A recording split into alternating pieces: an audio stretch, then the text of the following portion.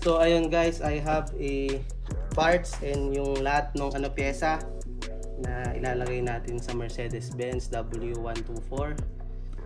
And this one is came all the way from Pampanga.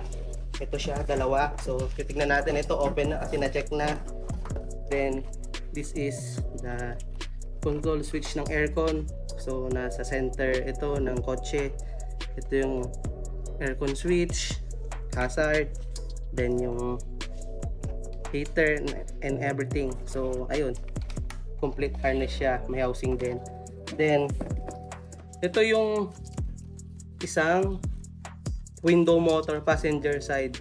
So nakaraan kasi tatlo lang yung na-order ko, buti na lang meron si Sir D from Pampanga. Then ito, buksan natin ito. Ito naman yung pinahabol ko para lang makompleto na yung kulang sa pyesa ng kotse natin.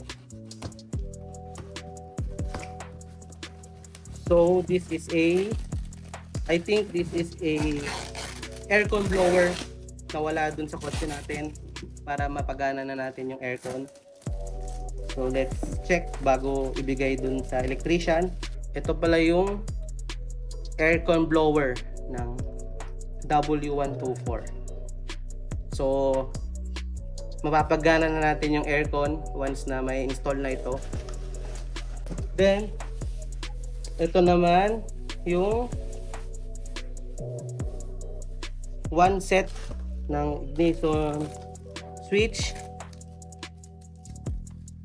susian sa pinto, sa trunk, ignition switch with tumbler ito guys. So one set siya, andyan yung susi.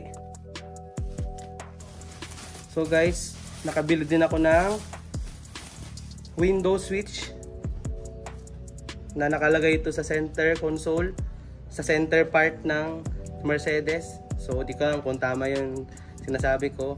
Then adjustment para dun sa side mirrors. Hopefully mapagana lahat. Ayun guys. As ito naman yung tatlong window motors. Ayan. So ayun, tatlo lang yung nabili ko sa kanya. So ito, tatlo siya, then plus yung isa, kompleto na siya para mapagana yung window motor. I have also a stock air filter.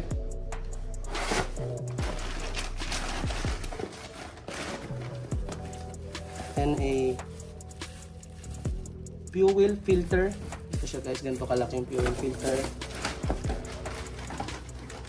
And also I have a oil filter para dun sa Benz natin.